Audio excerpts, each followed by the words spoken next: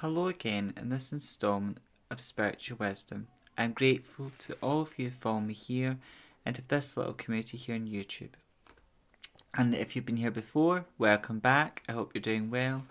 And if you're new here, I hope you're doing well. Welcome, my name is Nicholas, and on my channel I talk about witchcraft, Wicca, paganism, self-love, crystals and their magical properties, and all matter of philosophical and spiritual topics.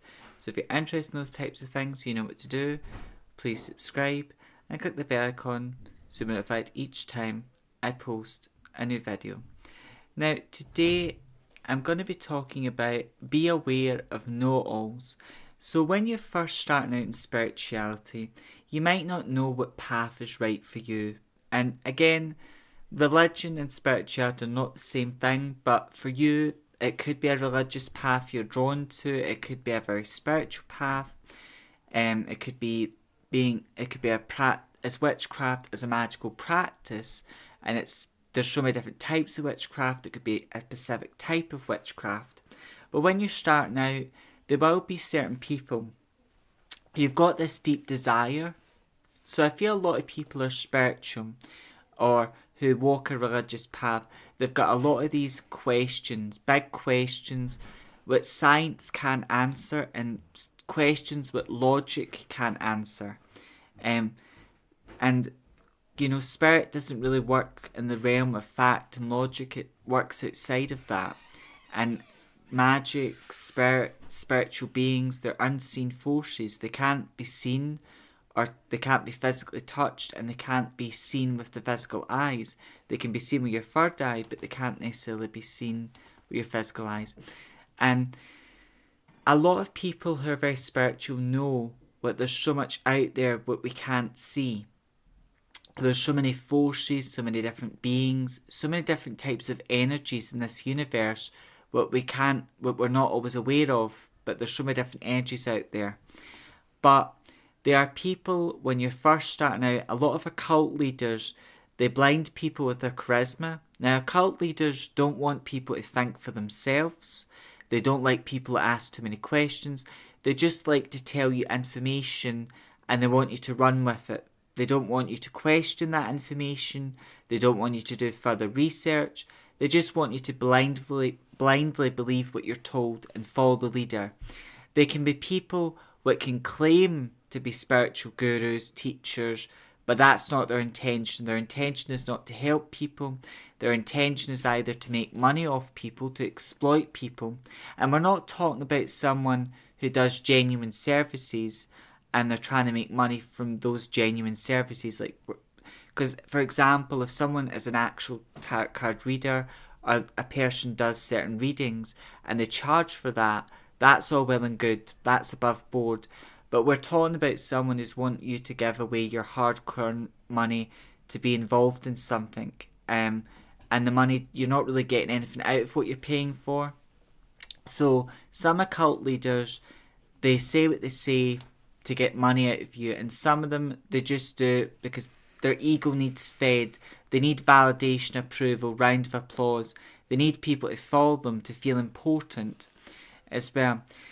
But there are people who, in the spiritual community, unfortunately, and you get people in all spiritual communities, whether that's a religious community, whether that's some type of spiritual community, there's going to be people that claim to know everything, and that is humanly impossible because no one knows everything. No one. It could even be you're interested in tarot. Okay, you're interested in tarot. Someone could claim to know everything about tarot, and someone who claims that, I'd be very wary and sceptical of them, because what does a tarot card reader know? They know what they've studied. They know what the 78 cards. Now, most tarot card readers will know that there's 78 cards in traditional tarot. That's a fact. There's 78 cards, and each of those cards have got traditional meanings. And then when you do a reading for yourself or a client, you're using your intuition, because like the High Priestess, that indicates knowledge, indicates psychic growth, intuition. But depending on the question or what type of reading it is, it's going to mean something different for each person that card comes up for. But someone who is a tarot card reader, they know their understanding of the cards. They know what they understand the cards intuitively. They understand their traditional meanings, and they'll be able to share their knowledge, their beliefs, and that to help you in your journey. But they don't know everything. And anyone that claims to know everything about any subject is someone you should be very wary and skeptical of.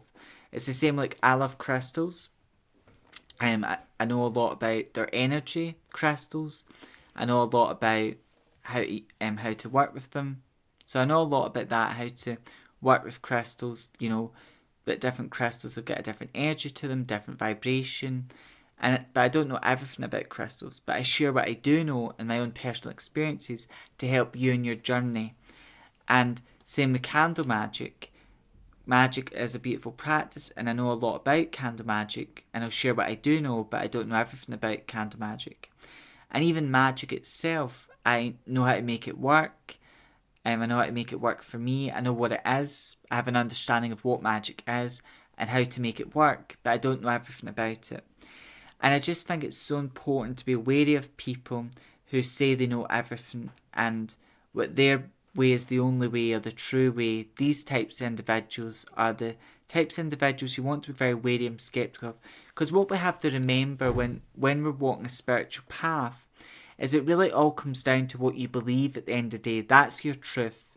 For example, if someone believes in angels, okay, some spiritual people believe angels don't exist. Some spiritual people believe they do. But it all comes down to what do you believe. Angels can't be, the truth is, many cultures may believe in them, they're founded in many religions, but at the end of the day, it's neither fact nor fiction because it can't be proven either way whether they exist. Same with the concept of God. Many cultures around the world believe in God, so they believe in a higher power, but it can't be fact. No scientist or person can actually fact check, fact it, say, yep, give it a big green flag and say that's a fact, or that's the truth. Or they can't say, give it a big red flag and say, no, that doesn't exist. Because with spirituality, it all comes down to what you as an individual believe in, and that becomes your truth, your knowledge, your understanding. But there will be people out there that are telling the world what they believe, but they're not selling it as if they say, I believe in angels. They're selling it as in going, this is the only way to work with angels, or this is the only way to do magic, or this. So people would say their way is the only way. People would tend to say they know everything, or they say what they believe in is the truth and the only truth out there. Those are people you should be wary of, because at the end of the day, an individual can have their own personal truth, and it's just their personal truth at the end of the day. And just like there's 3 forms of forgiveness, and I'll talk about the 3rd form of forgiveness in later videos, I'll talk about the 3 forms of truth, because to me there's 3 forms of truth as well. But as always, giving you food for thought, giving you a message. And the message here is just to be mindful and wary of people that say they know everything.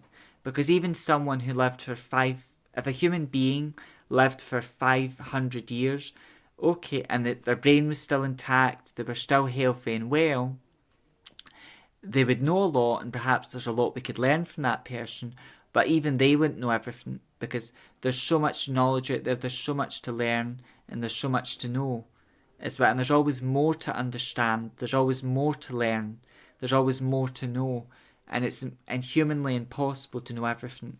So anyone that claims they know everything about a subject, or they know everything about all possible religions or that, is someone to be wary of. Because at the end of the day, a person just knows what they've researched, they know what they understand, they know what they understand about the topic, and they know what they believe, but they don't know everything. I don't know everything, and I never will know everything. And as I constantly go on my spiritual path, I'm constantly learning and evolving. And that is the thing about a spiritual path. You're constantly learning, growing and evolving as a person. As well, we're constantly changing and growing as an eclectic pagan witch. I'm constantly growing and evolving. But even you, all of you follow me here, even you who are walking your own spiritual path, you're constantly growing and evolving. But there will be times in life where there are people out there that will say their path is the only true path, their ways are the only true ways, their practices are the only true practices, they know everything. Individuals like that, they're very charismatic, they're very charming, but then you get, when you're that closely involved and you depend on them, that's when you see their true natures. But at the end of the day, it's just someone may give you that energy, or they may claim at some point that they know everything, and that's when you need to get out there or run as well. And it's just important to be mindful of anyone who says they know everything as well. As always, giving you food for thought, giving you a beautiful message, and as always, take what resonates, leave what doesn't. And until next time, stay safe, stay well, walk your spiritual path with pride, and if you're a practicing witch like me, stay witchy. May meet, may part meet again, blessed be.